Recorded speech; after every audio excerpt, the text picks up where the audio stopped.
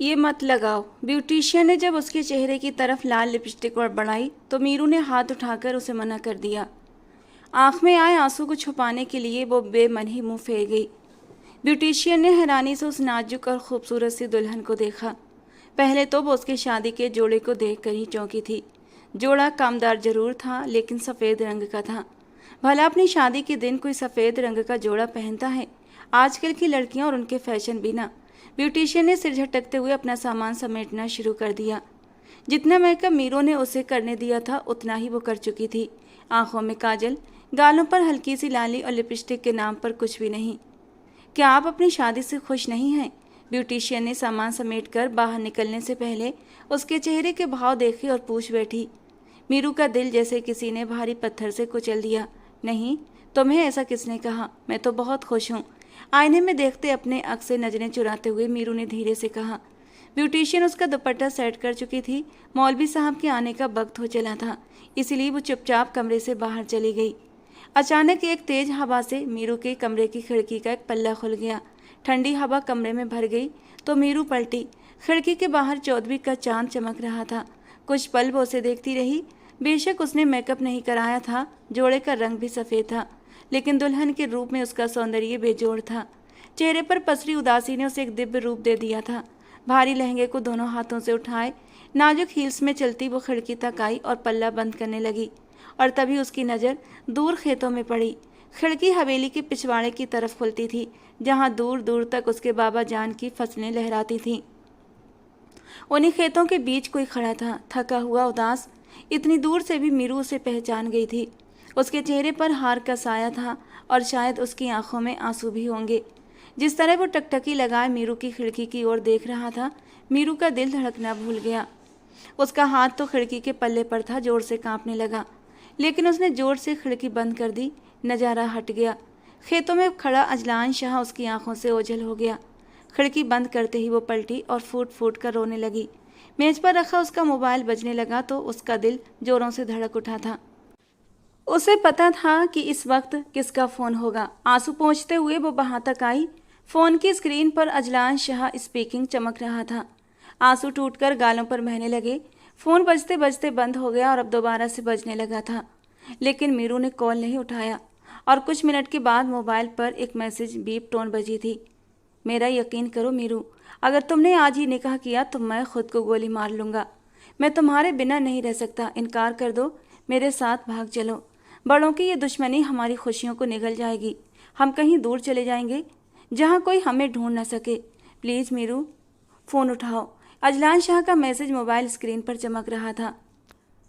मीरू के हाथ में पकड़ा मोबाइल कांपने लगा। मोहब्बत बस एक फैसले की दूरी पर थी, लेकिन बीच में था उसके बाप का अहम, उसकी जिद और माँ बाप की इज्जत, जिसे वो चाह कर भी पार नहीं कर सकती थी।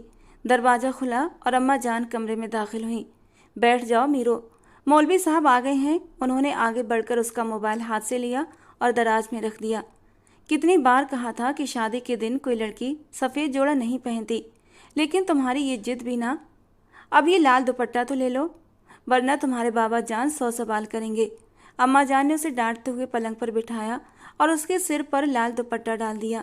मौलवी साहब अंदर आए और निकाहनामा मीरू के सामने रखते हुए अपना वही सवाल दोहराया जिससे मीरू की रूह कांप उठी। मौलवी साहब ने अपना सवाल दोहराया। मीरू ने जवाब देने के लिए होंठ खोले ही थे कि उसी वक्त धमाके से दरवाज़ा खुला और 2 गनमैन अंदर घुस आए। कोई अपनी जगह से हिलेगा नहीं, जो जहाँ है वहीं बैठा रहे। गनमैन ने अंदर आते ही बंदूकें रज्जाक खान पर तान दी, जो सन खड़े रह गए थे। तुम लोगों की इतनी हिम्मत, जानते नहीं हो इस वक्त किसकी हवेली में हो? तुम किसके आदमी हो और क्या चाहते हो? मेरी बेटी से दूर रहो, रज्जाक खान ने गुस्से से कहा, लेकिन गनमैन जैसे बहरे हो गए थे। एक ने रज्जाक खान को निशाना बनाया और दूसरे ने अम्मा जान की कनपट्टी पर बंदूक रख दी। उनकी दुल्हन बनी बेटी पर गैर मर्दों की नज़र न पड़े, यही सोचने की वजह से रज्जाक खान अपने सिक्योरिटी गार्ड्स को अंदर कमरे में नहीं लाए थे, और यही उनकी गलती थी। और तभी कमरे के खुले दरवाजे से कोई अंदर आया। उसके ख़ास परफ्यूम की खुशबू कमरे में चारों ओर फैली तो मीरू का दिल धड़क उठा था। इस खुशबू को तो वो पल में ही पहचान चुकी थी। जल्दी से उसने घूंघट हटाकर देखा। अपनी तमाम रौबदार मौजूदगी के साथ वो अंदर आ रहा था। आंखों में गंभीरता, काले कुर्ते की बाजुएं हमेशा की तरह मुड़ी हुई थीं। हाथ में लापरवाही से पकड़ी बंदूक और आंखों में खून उतर आया था। वो इस वक्त किसी की भी जान ले सकता था। तुम्हारी हिम्मत कैसे हुई मेरी हवेली में घुसने की? कल के छोकरों, तुम्हें पता भी है तुम इस वक्त कहाँ खड़े हो? मेरी बेटी की शादी खराब करने की कोशिश मत करो, रज्जाक खान जोर से गरजे थे। वो बस एक सरसरी निगाह उन पर डालकर बोला, बिल्कुल भी टेंशन न ले, मैं मीरू का निकाह खराब करने नहीं आया हूँ, बल्कि मीरू का निकाह जरूर होगा। मैं भी निकाह में शरीक होने ही आया हूँ। फ़र्क सिर्फ इतना है कि ये निकाह अब मुझसे होगा, उस नामर्द बारिश खान से नहीं। चल मौलवी, निकाह पढ़ा, और ख़बरदार ज़्यादा देर लगाई तो इस बंदूक की सारी गोलियां तेरी खोपड़ी में उतार दूंगा। अजलान शाह ने मीरू के बराबर बैठते हुए कहा, और मीरू तो जैसे सन रह गई। उसने अविश्वास से मुड़कर अजलान शाह को देखा। क्या ये सब इतना आसान था? दुश्मनों से घिरे हालात में वो कितनी आसानी से अपनी मोहब्बत को पा लेने की बात कर रहा था। क्या उसे अपनी जान प्यारी नहीं थी? मीरू ने एक बेयकीनी भरी नज़र उस पर डाली थी। निकल जा मेरी हवेली से, खबरदार जो मेरी बेटी की तरफ नज़र उठाकर भी देखा तो। रज्जाक खान ने फिर से गुस्से में दहाड़ लगाई, लेकिन इस बार अजलान शाह के इशारे पर गनमैन ने उनकी कनपट्टी पर एक दबाव बढ़ाया था। मजबूरन उन्हें चुप रहना पड़ा। मैंने आपसे कहा कि निकाह पढ़ाइए, वरना मैं आपकी जगह किसी दूसरे मौलवी का इंतजाम कर लूँगा। अजलान ने पत्थर जैसे लहजे में मौलवी की तरफ देखा तो वो जैसे मशीन की तरह निकाह के बोल दोहराने लगे। महर महा बिनते रज्जाक खान, क्या आपको ये निकाह अजलान शाह के साथ बऊज़ हक महर 2 करोड़ रुपये सिक्काए राजुल वक्त कबूल है? मौलवी साहब ने निकाह नामे में लिखे अल्फाज में बस नाम बदला था। मीरू का हाल तो ऐसा था जैसे किसी ने उसकी रगों से सारा लहू खींच लिया। जो हो रहा था क्या ये मुमकिन था? उसे यकीन नहीं हो रहा था। और तभी उसे एहसास हुआ कि अजलान शाह ने उसके दाहिने हाथ पर अपना हाथ रखा है। उसकी मुलायम पकड़ महसूस करते ही वो चौंकर उसकी ओर मुड़ी। कबूल है? कहो मीरू, हमारे पास ज़्यादा वक्त नहीं है। उसके अल्फाज में एक अजीब सी धमकी छुपी हुई थी। मीरू ने जख्मी निगाहों से उसे देखा। तुम ये सब नहीं कर सकते अजलान। मेरे बाबा की हवेली से चले जाओ। तुम नहीं जानते वो तुम्हारे साथ क्या करेंगे। मुझे तुमसे शादी नहीं करनी। मेरे लिए मेरे माँ बाप की इज्जत ज़्यादा ज़रूरी है, उसने सख्त लहजे में कहा। अजलान ने जैसे उसकी कोई बात भी नहीं सुनी, उसने उसकी आंखों में झांकते हुए फिर से वही सवाल दोहराया। मौलवी साहब पूछ रहे हैं क्या तुम्हें ये निकाह कबूल है? जवाब दो, वरना मैं अभी के अभी तुम्हारे बाप के दिमाग में ये सारी गोलियां उतार दूंगा। और याद रखना, जवाब हाँ में होना चाहिए। मीरू की आंखें हैरानी से फैल गई थीं। ये कैसी ज़बरदस्ती थी? जो शख्स उसके साथ ज़बरदस्ती कर रहा था ये वही था जिससे उसे इस बात की जरा भी उम्मीद नहीं थी कि वो उसके साथ ज़बरदस्ती करेगा। क्या ये वही अजलान शाह था? उसे यकीन न आया। न चाहते हुए भी उसके मुंह से कबूल है निकल गया। अजलान शाह के लबों पर एक मुस्कान फैल गई। मौलवी ने निकाहनामा मीरू के सामने रखा। दस्तखत कीजिए। कांपते हाथों से उसने दस्तखत कर दिए। फिर अजलान ने दस्तखत किए तो बंदूक लिए खड़े गनमैन ने ऊंची आवाज़ में उसे मुबारकबाद दी। और तभी कुछ मिनट के लिए उसके गार्ड्स बेपरवाह हुए और रज्जाक खान को मौका मिल गया। किसी की परवाह किए बगैर रज्जाक खान अजलान शाह पर झपट पड़े। मैं तुझे जान से मार दूंगा। तेरी ज़रूरत कैसे हुई मेरी बेटी से ज़बरदस्ती निकाह करने की? उन्होंने उसे दोनों हाथों से पकड़कर ज़मीन पर गिराने की कोशिश की, लेकिन अजलान शाह पहाड़ की तरह मजबूती से अपनी जगह जमा रहा।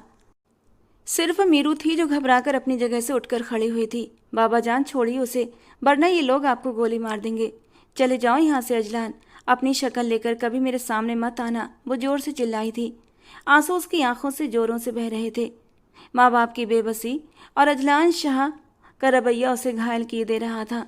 अजलान अपनी जगह से उठकर खड़ा हुआ। जरूर जाऊंगा, यहाँ से जाने के लिए ही तो आया था, लेकिन तुम्हें साथ लिए बिना नहीं। चलो मेरे साथ। उसने मीरू का हाथ पकड़ना चाहा तो वो जोर से चिल्लाई, मैं तुम्हारे साथ नहीं जाऊंगी।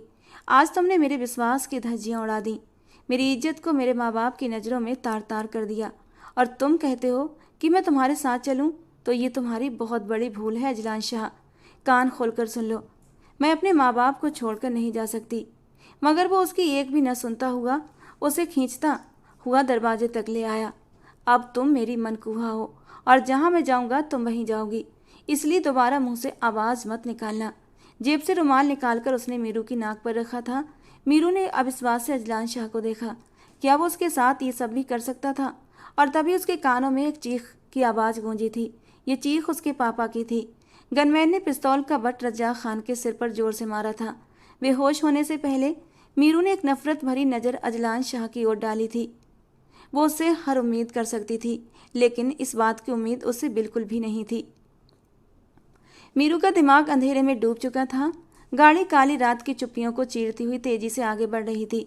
ड्राइविंग सीट पर बैठा अजलान बार बार पीछे मुड़कर उसे देख रहा था। उसके लबों पर एक सुकून भरी मुस्कान थी और आंखों में चिंता की एक गहरी गहराई। आखिरकार उसने अपनी मोहब्बत को पा लिया था, जमाने से लड़कर, पर उसे यह भी मालूम था ये लड़ाई कभी ख़त्म नहीं होगी। मीरू के ख़ानदान वालों को तो वो धोखा देकर वहाँ से निकाल लाया था, मगर अब उसके सामने अपने लोग थे। वो क्या कहेंगे जब देखेंगे कि दुश्मन की बेटी को वो बहू बनाकर हवेली के अंदर ले आया था। शायद बाबा जान मुझे मेरी बहादुरी पर शाबाशी दें और मीरू को अपनी बहू के तौर पर स्वीकार कर लें। अजलान ने हवेली के सामने गाड़ी रोकते हुए सोचा। गाड़ी की पिछली सीट पर बैठी मीरू को अब थोड़ा होश आने लगा था। कहाँ ले आए हो मुझे? उसने चकराते सिर को थामते हुए सवाल किया। लेकिन वो जो गाड़ी से उतरकर आसमान का जायजा ले रहा था, उसकी नज़र अब अचानक हवेली के खुले दरवाजे से बाहर आते मीरान शाह पर पड़ी थी। बाबा जान। जैसे ही अजलान शाह की नज़र अपने बाप पर पड़ी, उसकी रगों में खून जमने लगा था। वो कितना भी मजबूत और बहादुर क्यों ना हो, मगर अपने बाप को सामने देखकर उसका दिल एक पल को ठहर सा गया था। क्या करेंगे वो जब उन्हें पता चलेगा कि अजलान दुश्मन की बेटी को अपनी बीबी बना लाया है? कौन है गाड़ी में? रात के इस पहर कहाँ से वापस आ रहे हो? मीरान शाह की आवाज़ गूंजी। शेरदिल बता रहा था कि तुम रज्जाक खान की हवेली गए थे, वो भी गनमैन लेकर। अफसोस है कि अब तुम मुझसे छुपाकर काम करने लगे। कहीं दुश्मनों के साथ तो नहीं हाथ मिला लिया तुमने? तंज भरे लहजे में उन्होंने बात पूरी की और गाड़ी की पिछली सीट पर झांका, जहां मीरू अब उठकर बैठ चुकी थी। उसका जालीदार दुपट्टा सिर से ढलक चुका था। रेशमी बाल जोड़े से खुलकर कंधों पर बिखर गए थे। माथे की बिंदिया तो शायद रास्ते में ही कहीं गिर गई थी। मीरू को देखते ही मीरान शाह एक पल के लिए सन्न रह गए। ये तो रज्जाक की बेटी है, तुम इसे यहाँ क्यों लाए हो? उनकी आंखों में एक अजीब सा जोश और पुराना जहर एक साथ जाग उठा। अजलान ने अपने बाप को कुछ बताने के लिए अपने अंदर हिम्मत जमा की। बाबा, मैंने मीरू। वो आगे कुछ कहता इससे पहले ही मीरान शाह की आंखें चमक उठी थीं।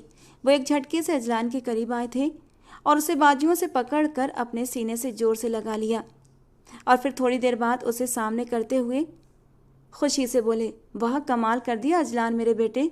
मेरी पुरानी दुश्मनी को आज तुमने मुकम्मल कर दिया। दुश्मन की बेटी को अगवा करके ले आए। ओ मेरे खुदा, मुझे यकीन नहीं हो रहा कि मेरा बेटा इतना काबिल निकलेगा। अब मजा आएगा जब मैं रज्जाक खान की इस लाडली बेटी को सब नौकरों के सामने हवेली की राहदारी में न घसीटूं और उसकी इज्जत को दो कौड़ी का ना करके रख दूं, तो मेरा नाम भी मीरान शाह नहीं। निकालो इसे बाहर, उन्होंने हुक्म दिया। लेकिन उनके साथ खड़ा अजलान शाह जैसे जम गया था। रुक जाइए बाबा जान, ये आप क्या कह रहे हैं? मैं इसे अगवा करके नहीं लाया हूँ, बल्कि मैंने इससे निकाह किया है। ये मेरी बीवी है, मेरी इजाज़त के बिना कोई इसे छू भी नहीं सकता। वो एकदम गाड़ी के सामने आकर खड़ा हो गया था। उसका लहजा लोहे जैसा सख्त था। मीरान शाह एक पल के लिए ठिठक गए। क्या बकवास कर रहे हो? किससे निकाह कर लिया तुमने? इस लड़की से, दुश्मन की बेटी से?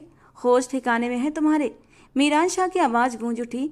जो अब तक खामोश खड़ा था, उसने अब अपनी आंखें अपने बाप की आंखों में डाल दी। जी हाँ बाबा जान, इस गाड़ी में मौजूद लड़की अब रज्जाक खान की बेटी ही नहीं, मेरी बीवी भी है, मेहर माँ अजलान शाह। और अब से आप इसके बारे में कोई भी गलत बात नहीं करेंगे, क्योंकि मेरी बीवी पर कोई सख्त लहजे में बात करे, मुझे ये गवारा नहीं होगा।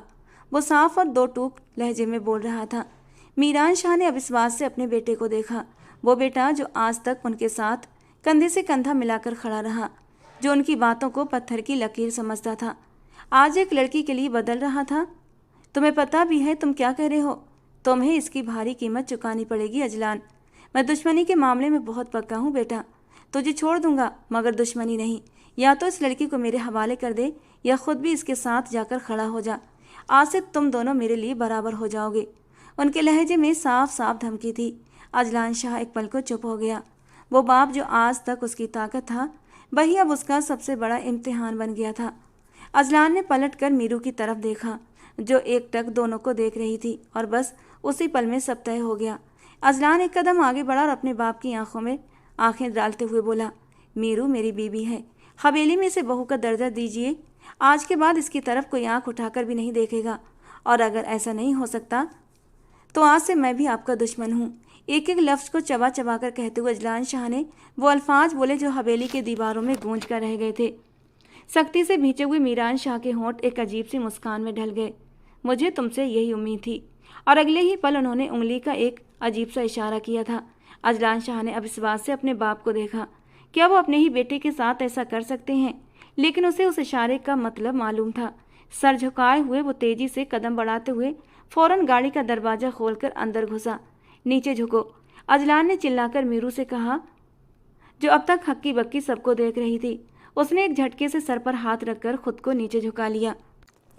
अगले ही पल तड़ तड़ गोलियां चलने लगी थीं। मीरान शाह के हुक्म पर वहां खड़े गनमैन किसी पागल की तरह अजलान शाह की गाड़ी पर गोलियां बरसा रहे थे। ड्राइविंग सीट पर बैठे अजलान शाह अंधाधुंध गाड़ी को स्टार्ट करके पीछे की ओर ले जाने लगा। शुक्र था गाड़ी बुलेट प्रूफ थी। गोलियां तो असर नहीं कर रही थीं, लेकिन जिस जख्म ने दिल को चीर दिया था उसकी कोई हिफाजत नहीं थी। अंधेरी और तूफानी रात में तेज रफ्तार से गाड़ी भगाते हुए वो हवेली से दूर होता जा रहा था। गोलियों की बौछार अब भी जारी थी। दाएं बाएं से सनसनाती गोलियां अब उसके करीब से गुजरती तो अजलान शाह की रग रग में एक झंझनाहट सी दौड़ जाती। उसे अपनी नहीं बल्कि मीरू की फिक्र थी। अगर उसे कुछ हो जाता तो जिंदा तो अजलान शाह भी नहीं रह पाता। पीछे सीट के नीचे दुबकी हुई मीरू ने कानों पर हाथ रख लिए थे। उसने भी दुश्मनी, बारूद और खून की कहानियों में ही आंखें खोली थीं। बट मौत को इतने करीब देखना किसी के लिए भी आसान नहीं होता। जब अजलान शाह की ठहरी हुई आवाज़ गूंजती है, बाहर आ जाओ, हम लोग काफ़ी दूर आ चुके हैं और अब हमारे पीछे कोई भी नहीं आ रहा, तो मीरू डरते डरते धीरे से सीट पर ऊपर आ बैठी। उसका डरा सहमा रूप देखकर अजलान को उसकी हालत पर दया आने की बजाय हंसी आई थी। हैरत है, रज्जाक खान की बेटी होकर भी तुम गोलियों से डरती हो। अजलान शाह ने मुस्कुराकर उसका डर कम करना चाहा। वो जो अभी तक जर्द पड़ी थी, अचानक उसके गालों पर हल्की गुलाबी रंगत उभर आई। गोलियों से खेलना मेरे बाबा जान का काम है, मेरा नहीं। उन्होंने तो मुझे 7 पर्दों में छुपाकर पाला है। फिर एक हल्की तीखी मुस्कान के साथ बोली, वैसे काश उस वक्त मेरे पास भी कोई गन होती, मैं भी ट्राई कर लेती किसी पर गोली चलाकर कैसा लगता है। ये ख्वाहिश तुम अब भी पूरी कर सकती हो। जिस पर गोली चलाने की बात कर रही हो ना, वो अभी भी तुम्हारे सामने मौजूद है। ये लो, अपनी ख्वाहिश पूरी कर लो। हाथ में पकड़ी पिस्टल उसने मीरू की तरफ बढ़ाई थी। इस ख्वाहिश को भी जल्द ही अंजाम दूंगी, फिलहाल अभी नहीं। उसने अजलान का हाथ झटक दिया था और खिड़की से बाहर देखने लगी। अजलान के होंठ धीरे से मुस्कुरा उठे। उसे पता था वो ऐसा कभी कर ही नहीं सकती।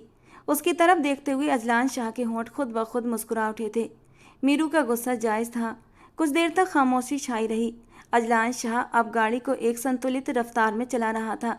गाड़ी में एक गहरा सन्नाटा उतर आया था। स्ट्रीट लाइट्स की रोशनी में लंबी सड़कें साफ नजर आ रही थीं। मीरू ने नजरें उठाकर अजलान के चेहरे को देखा। उसका चेहरा संजीदगी से भरा हुआ था। बार बार वो बैक व्यू मिरर से झांकता कि कहीं कोई गाड़ी उनका पीछा तो नहीं कर रही। ये वही चेहरा था जिससे मीरू को बेपनाह मोहब्बत थी, लेकिन ये मोहब्बत उसे इस तरह मिलेगी इसका कभी ख्वाब में भी नहीं सोचा था। थक कर वो खिड़की से टेक लगाकर आंखें मूंद लेती है। पता नहीं मामा और बाबा का क्या हाल होगा। पूरे गांव में खबर फैलते ही सबने कितना मजाक उड़ाया होगा उनका। सैकड़ों नौकरों की निगरानी के बावजूद घर में घुसकर अजलान शाह मुझे ले गया, वो भी दुश्मन जिससे हम हर वक्त चौकन्ना रहते थे। मीरू की नसों में थकावट उतरने लगी थी। बेहोशी का असर अब फिर से गहरा होता जा रहा था। कभी वो नींद में जाती तो कभी झटके से होश की दुनिया में लौट आती। अजलान शाह ने एक नज़र मुड़कर उस पर डाली।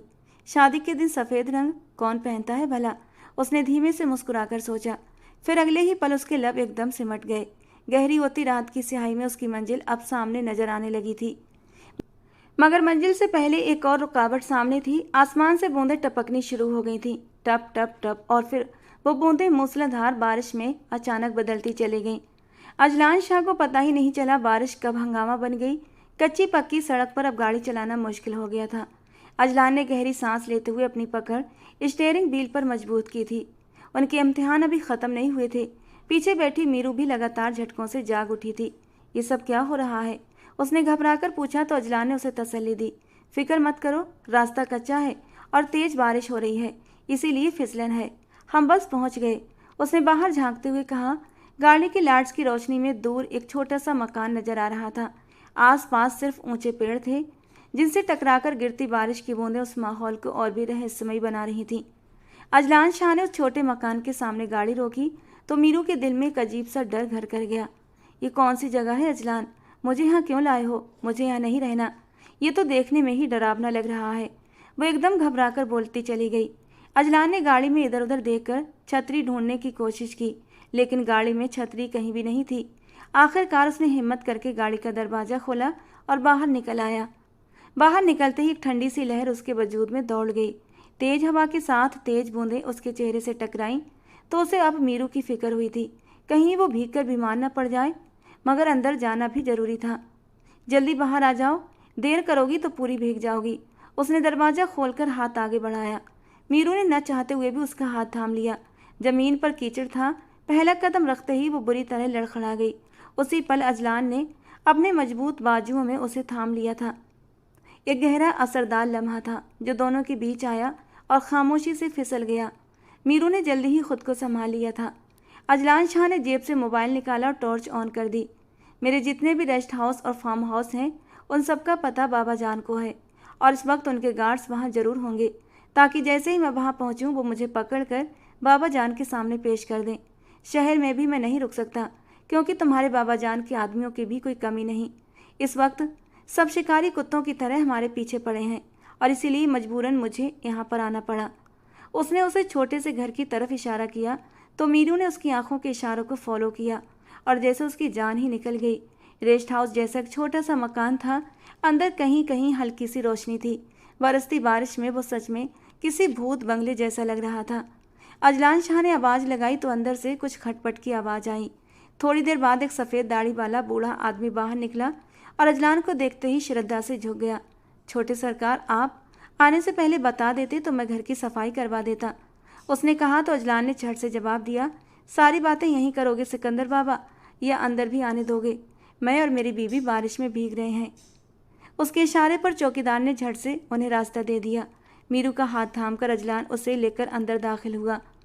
सिकंदर बाबा ने जैसे उन्हें देखा सारी लाइट्स ऑन कर दी। अंदर छोटा सा मगर सलीके से सजा हुआ घर था।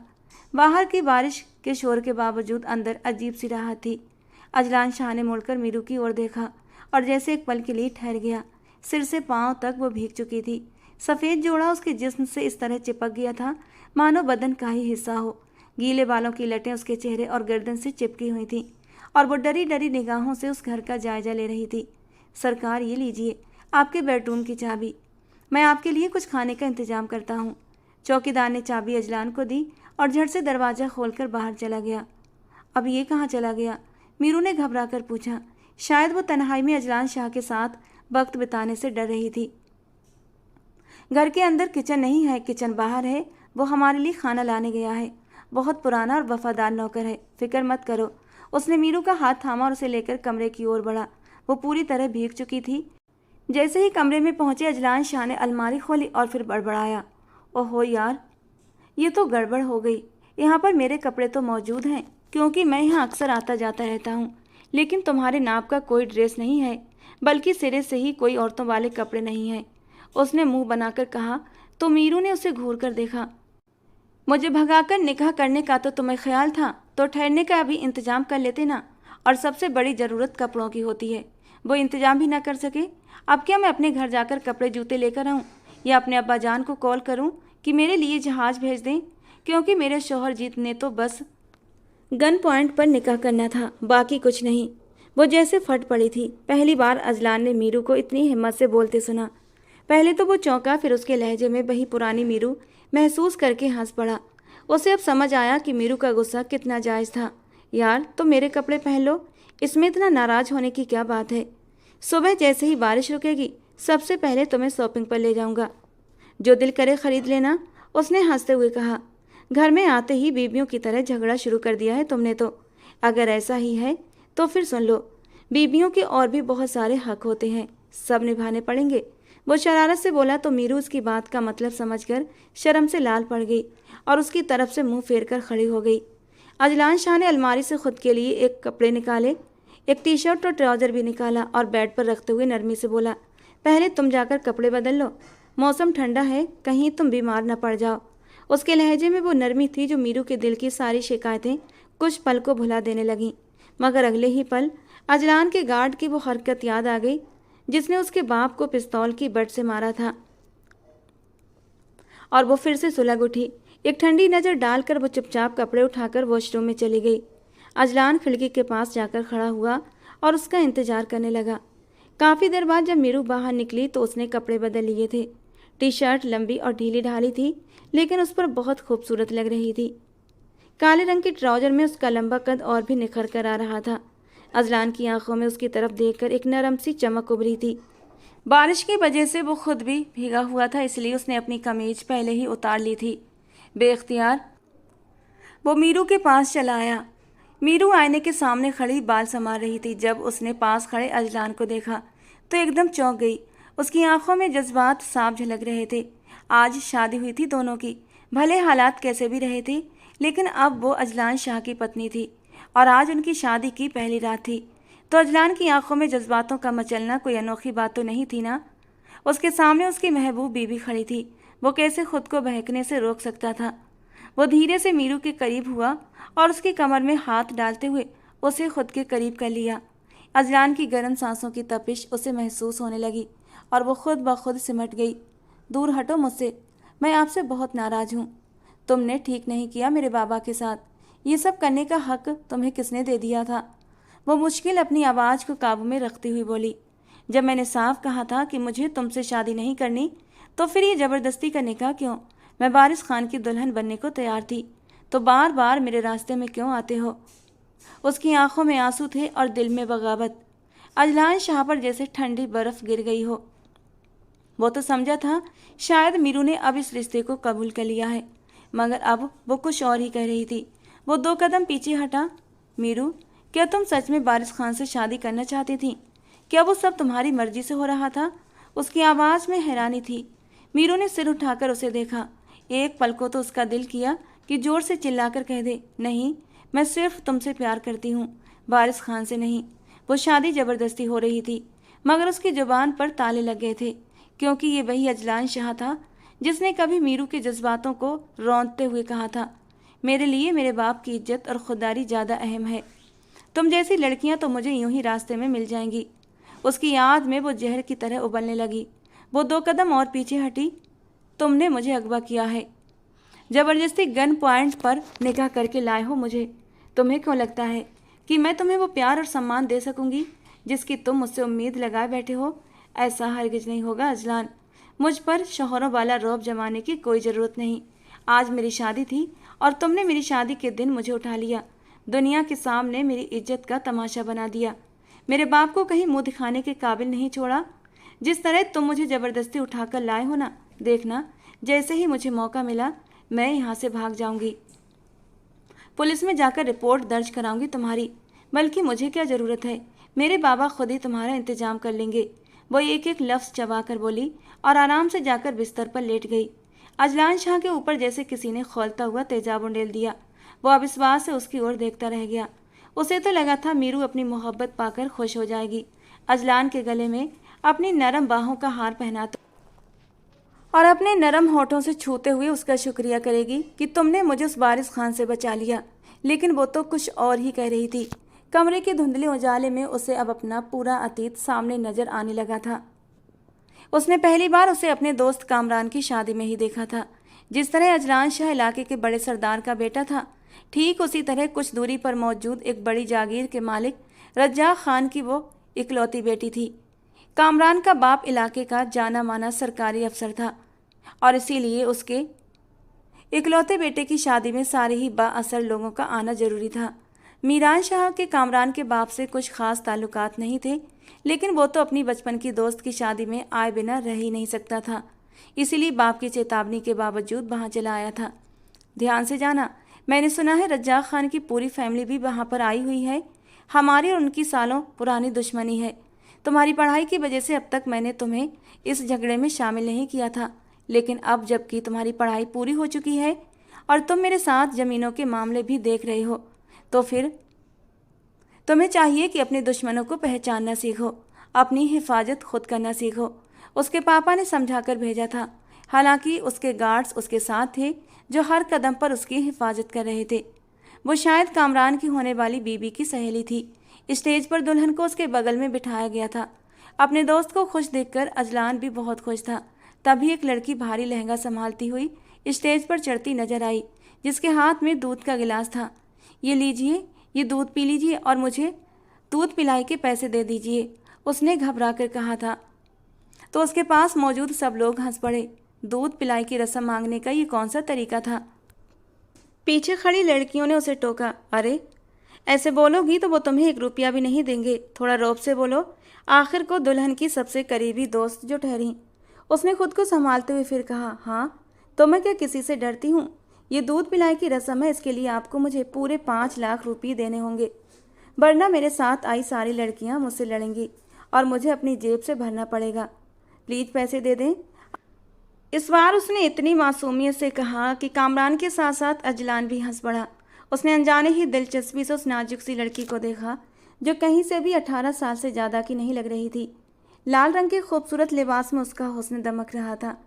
पीछे खड़ी लड़कियों की भीड़ ने शायद उसके बाप के नाम की वजह से उसे आगे किया था। कामरान ने जैसे ही दूध का गिलास उठाना चाहा, अजलान ने अचानक आगे बढ़कर वो गिलास पकड़ लिया। मेरा दोस्त ये दूध नहीं पिएगा, क्या पता तुमने इसमें जहर मिला रखा हो। दूध पीते ही ये बेहोश हो जाए। अभी अभी तो इस बेचारे की शादी हुई है, हम कैसे यकीन करें कि इसमें कुछ नहीं है। उसकी बात पर कामरान तो मुस्कुरा कर रह गया था, लेकिन वो लड़की जैसे सने रह गई। पीछे खड़ी लड़कियां शोर मचाने लगीं। बोलो, जवाब दो, कह दो अगर इन्हें शक है तो ये खुद पीकर देख लें। वो कभी अजलान को देखती तो कभी बड़ी दिलचस्पी से उसे निहार रहा था, तो कभी पीछे से आती आवाज़ें सुनती। अचानक वो बोली, छोड़िए, लाइए मुझे दीजिए, मैं खुद ही पीकर बता देती हूँ कि इसमें कुछ नहीं है। उसने दूध का गिलास लेने को हाथ बढ़ाया तो अजलान की मुस्कान और भी गहरी हुई थी। खैर, उसने जेब से चेकबुक निकाली और सीधे 5 लाख का चेक काटकर उसकी ओर बढ़ा दिया। चेक हाथ में लेते ही उसके चेहरे पर एक अनकही खुशी दौड़ गई थी, जिसे अजलान की अनुभवी निगाहों ने महसूस कर लिया था। वो जानता था उस लड़की ने जो कुछ भी पहना था उसकी कीमत लाखों में थी। यकीनन वो किसी अमीर खानदान से थी। कामरान ने अजलान की नज़रों का पीछा करते हुए उसके कान में फुसफुसाया, भाई ध्यान रखना, ये तेरे दुश्मन की बेटी है, इधर के बारे में तो सोचना भी मत, वरना खून खराबा हो जाएगा। कामरान की बात पर वो चौंका था। दूर जाती हुई मीरू पर उसने फिर से एक नज़र डाली। वो अपनी सहेलियों के साथ खिलखिलाकर हंस रही थी। सारी लड़कियां उसकी तारीफों में लगी थीं और वो एक अदा से अपने बाल झटकते हुए अपनी जीत पर खुश हो रही थी। अजलान शाह ने इधर उधर देखा। कई सिक्योरिटी गार्ड्स बेहद गैर महसूस तरीके से मीरू पर नज़र रखे हुए थे। उनकी बंदूकें सीधे अजलान की ओर थीं। उसके वजूद में एक अजीब सी सनसनी दौड़ गई। कामरान के कंधे पर हाथ रखते हुए वो खड़ा हो गया। मैं चलता हूँ यार, रात ज़्यादा हो गई है। वो तो वहाँ से चला गया, लेकिन अपना दिल वहीं छोड़ गया था। मीरू की हंसी, उसकी चहचहाहट और उसकी मासूमियत भरी बातें, कुछ भी तो ऐसा नहीं था कि वो भुला सके। यही वजह थी कि कुछ रोज बाद जब वो कामरान से मिलने उसके डेरे पर गया तो दरवाजे के बाहर खड़ी रज्जाक खान की गाड़ी को देखकर वो चौंक उठा था। रज्जाक खान के घर से कौन आया है, उसने पूछा तो कामरान हैरान रह गया। अपने दुश्मन की गाड़ी देखकर कोई इतना खुश होता है क्या, उसने हंसते हुए कहा। वैसे बता दूं, उसकी बेटी मेरी बीवी की बहुत अच्छी दोस्त है और आज वो दोनों मिलकर किचन में कोई अजीब सी डिश बना रही हैं, इसीलिए वो सुबह से आई हुई है। रज्जाक खान वैसे तो अपनी बेटी के मामले पर किसी पर भरोसा नहीं करता, लेकिन चूंकि मेरी बीवी को वो बचपन से जानता है, इसीलिए उसकी बेटी को उसके साथ घुलने मिलने देता है, वरना तो वो 7 पर्दों में रखता है अपनी बेटी को।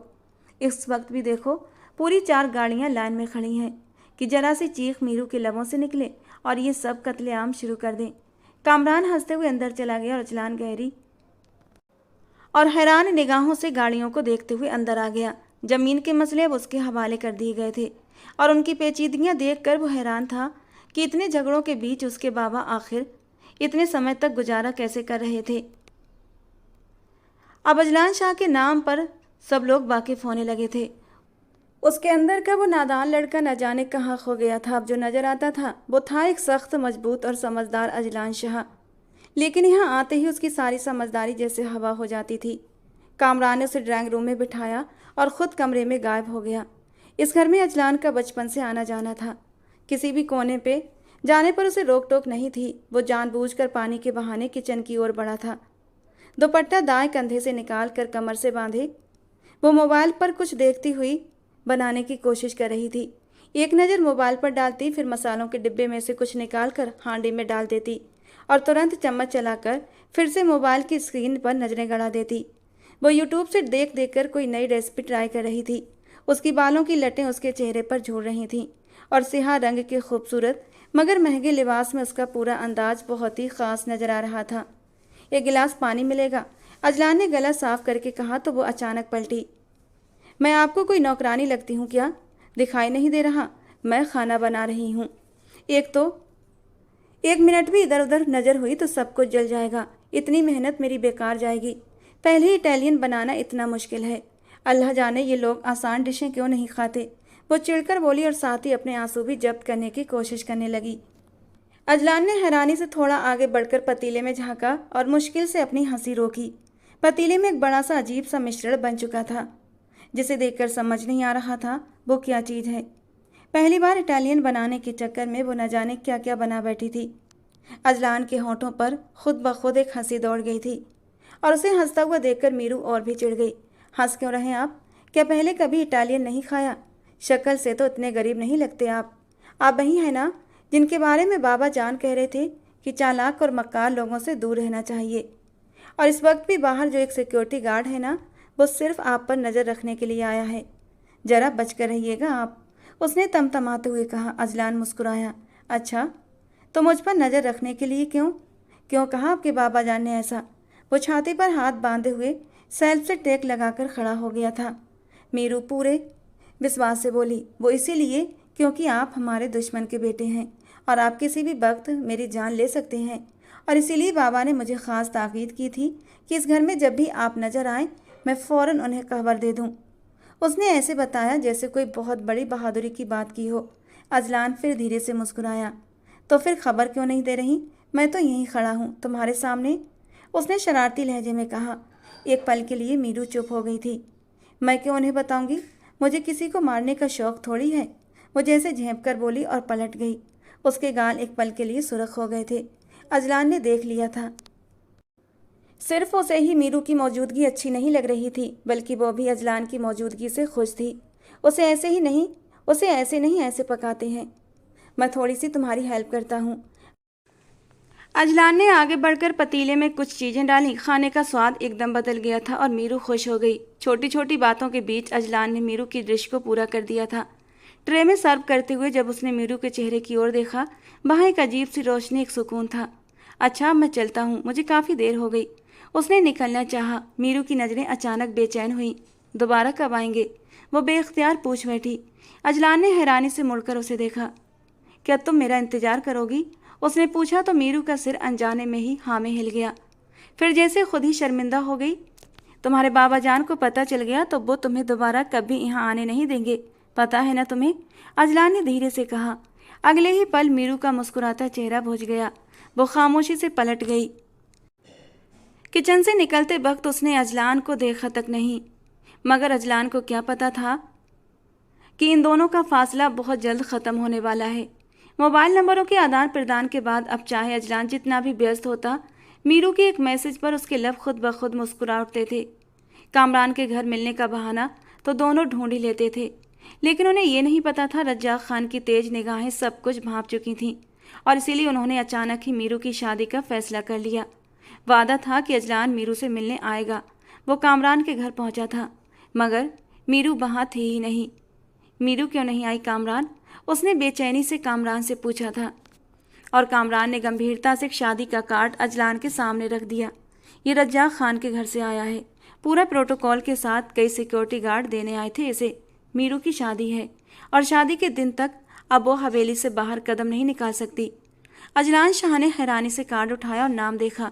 बारिश शाह, मीरू का वो गंवार सा कजिन जो कहीं बाहर से पढ़कर तो आया था।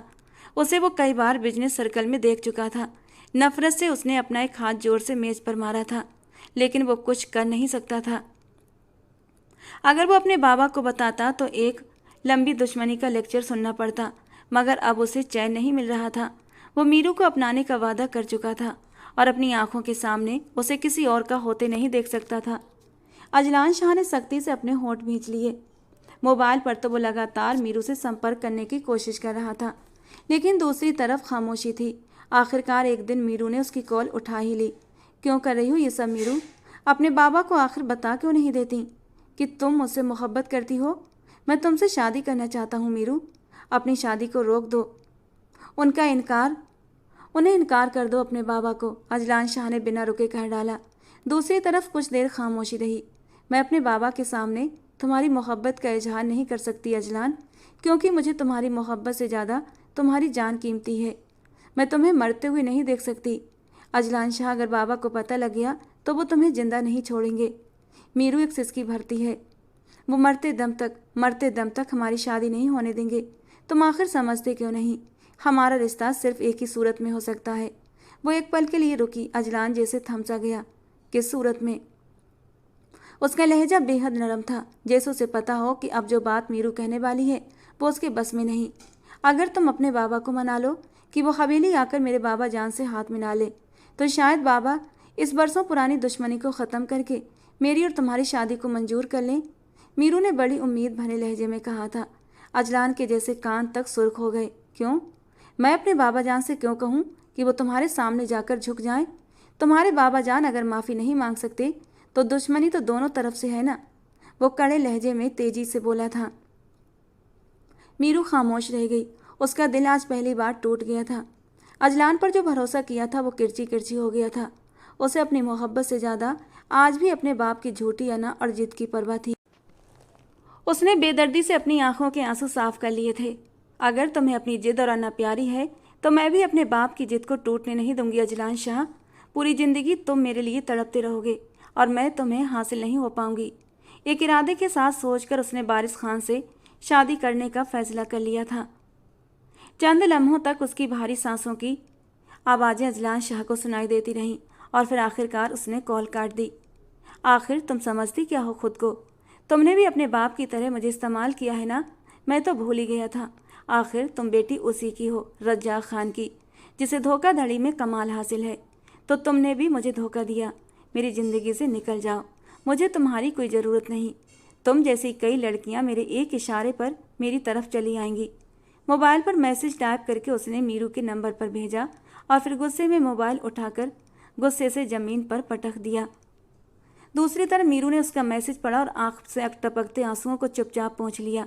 वो गुस्से में मीरू को मैसेज टाइप तो कर चुका था, लेकिन अपने बेचैन दिल का क्या करता, जो सिर्फ मीरू के नाम पर धड़क रहा था। जैसे जैसे शादी के दिन करीब आ रहे थे, अजलान को अपनी जान अपने शरीर से जुदा होती महसूस हो रही थी। और फिर वो हार गया, मीरू की मोहब्बत के सामने हार गया और उसने मीरू को दुनिया से छीन लेने का खुद से वादा कर लिया। यही वजह थी कि निकाह के ऐन रोज़ वो अपने गनमैनों की मौजूदगी में मीरू को वहाँ से उठाकर ज़बरदस्ती निकाह करके ले गया, मगर ये नहीं जानता था आगे उसके घर वाले उसके साथ क्या सलूक करेंगे।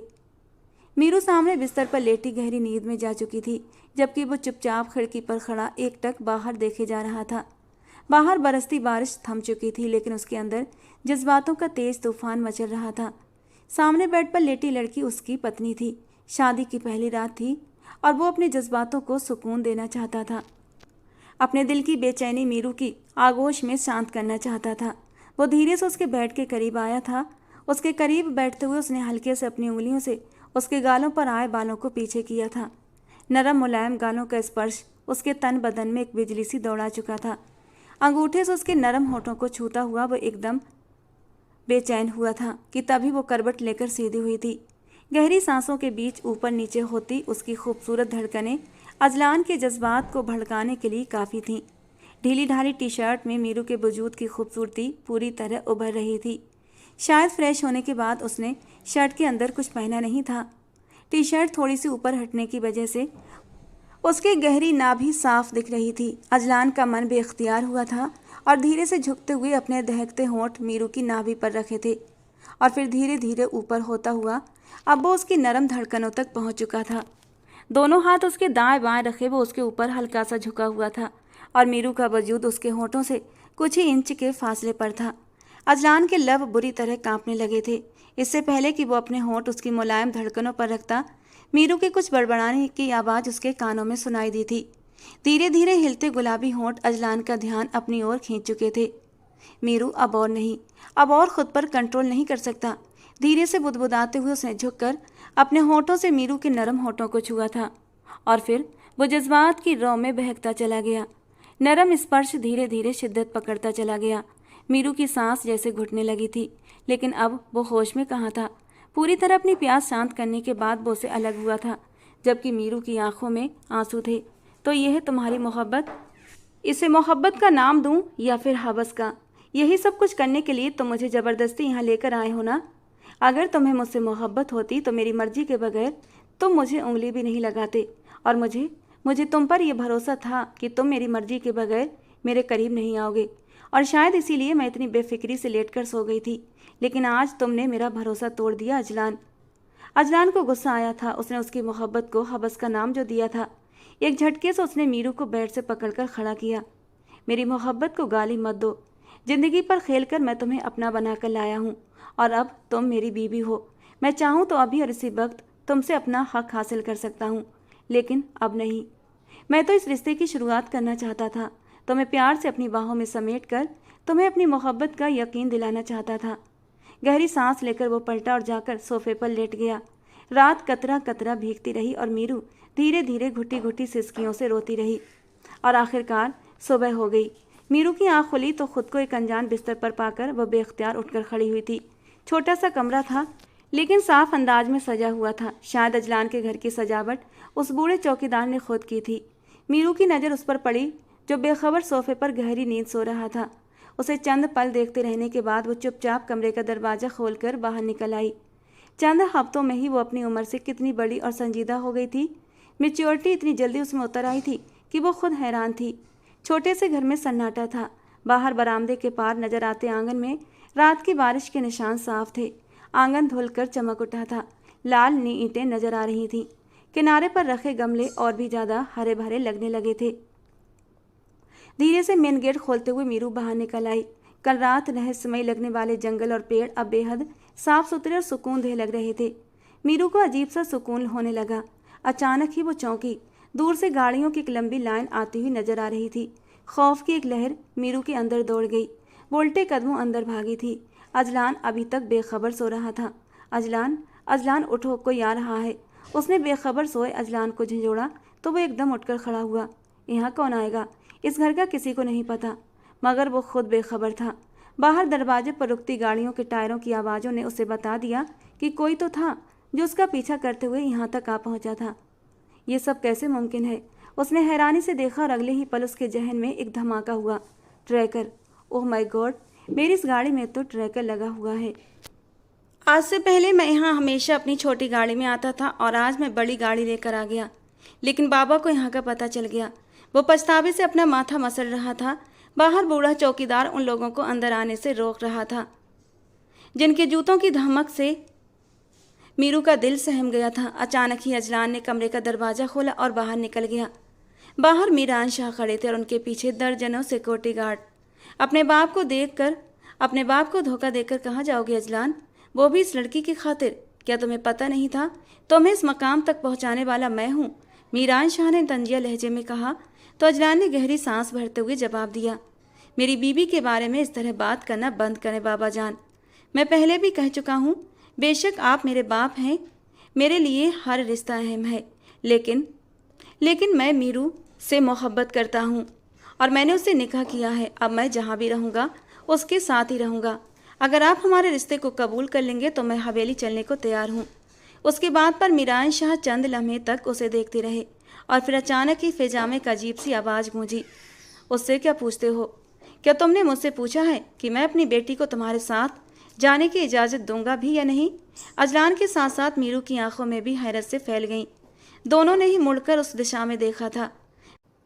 मीरान शाह की गाड़ी के पीछे वाली गाड़ी से अब रज्जाक खान बाहर आ रहे थे। यह हैरानी का वो झटका था जिसने अजलान और मीरू दोनों को गूंगा कर दिया। बाबा जान आप? मीरू के लबों से सरसराते हुए निकला। रज्जाक खान के माथे पर पट्टी बंधी थी। मीरू की आंखों में बेचैनी उतर आई। वो लपक कर 2 कदम आगे बढ़ी। अजलान पीछे रह गया। बाप सामने था। रज्जाक खान ने अपने बाजू फैला दिए और मीरू भाग कर उनके सीने से लग जाना चाहती थी। यही तो वो चाहती थी, अपने बाप के पास लौट जाना चाहती थी। पीछे खड़े अजलान शाह के दिल को जैसे किसी ने मुट्ठी में जकड़ लिया। सारा खेल उसे बर्बाद होता नजर आ रहा था। मीरू उसके साथ नहीं बल्कि अपने बाप के पास लौट रही थी। तो क्या उसे अजलान से मोहब्बत थी ही नहीं? क्या ये सब झूठ था? आगे बढ़ती हुई मीरू के कदम अचानक जैसे थम से गए। नहीं बाबा, मैं आपसे मोहब्बत ज़रूर करती हूँ, लेकिन जो कुछ अब हो चुका है उसके बाद मैं वापस हवेली नहीं जा सकती। अब मैं अजलान की बीवी हूँ और सच्चाई यह है कि मैं उससे बहुत मोहब्बत करती हूँ। काश आप मेरी मोहब्बत को समझ पाते और जल्दबाजी में बारिश के साथ मेरा निकाह ना रखते।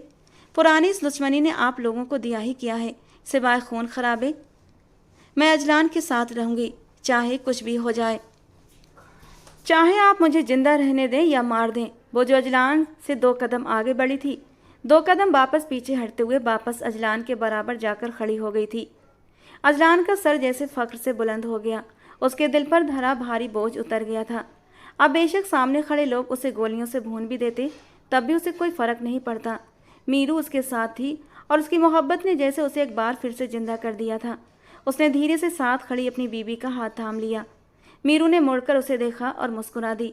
वो दोनों ही अब एक साथ मरने के लिए तैयार हो चुके थे। सामने खड़े रज्जाक खान और मीरान शाह की आंखों में खून उतर आया।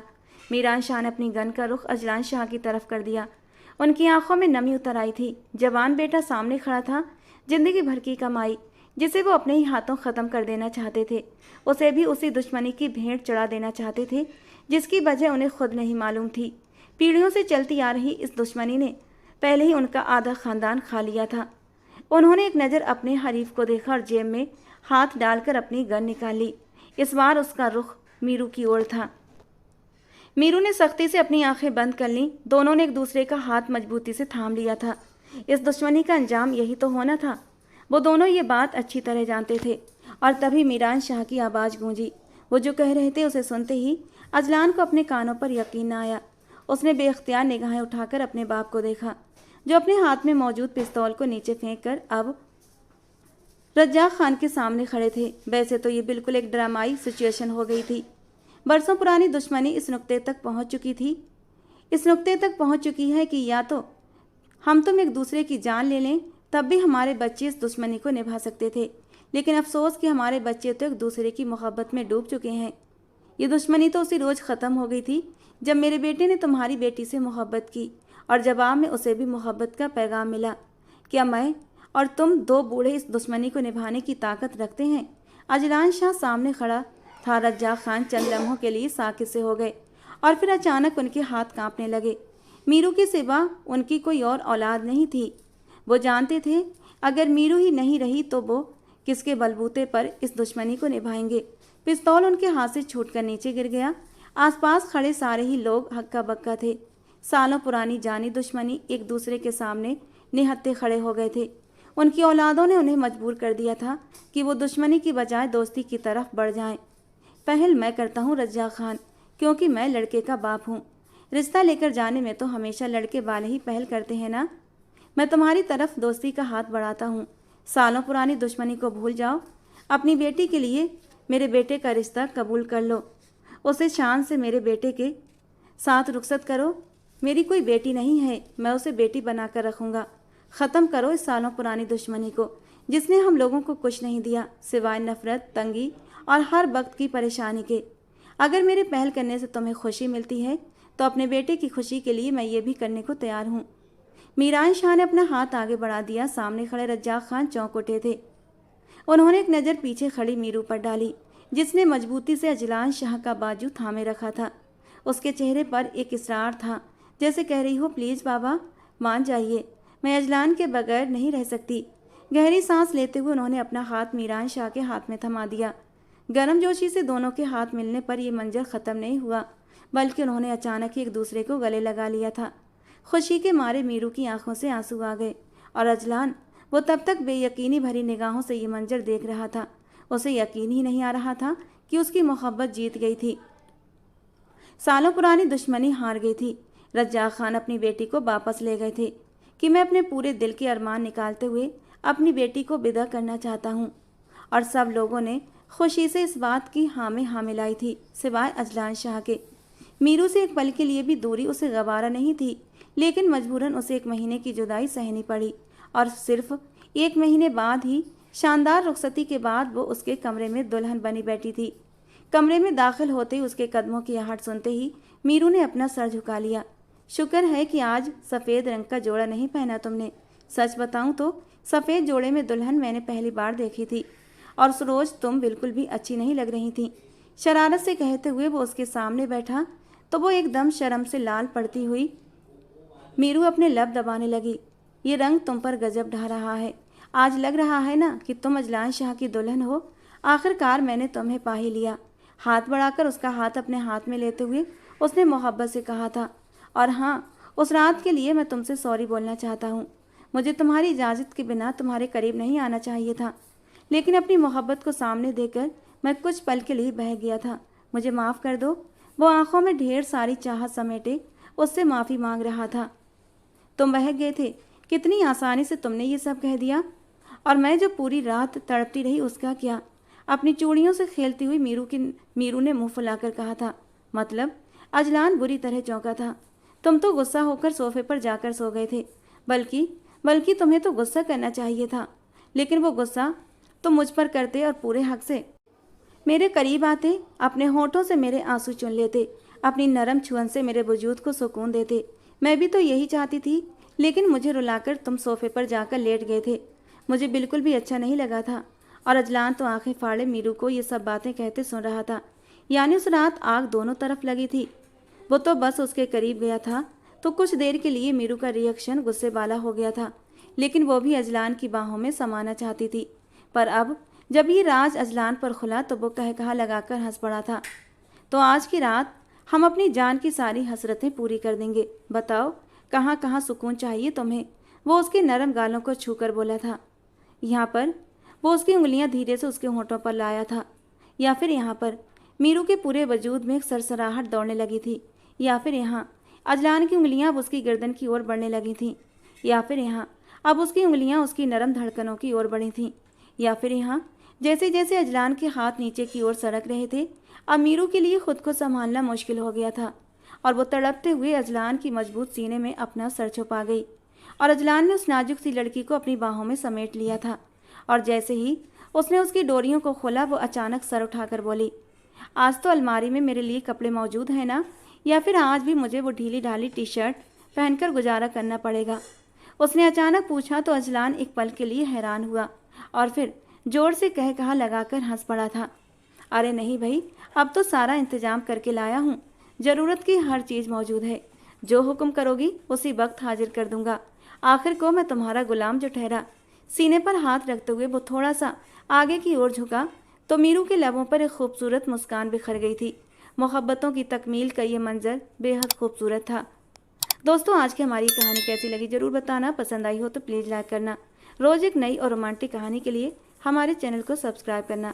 मिलते हैं दोस्तों अगली कहानी में।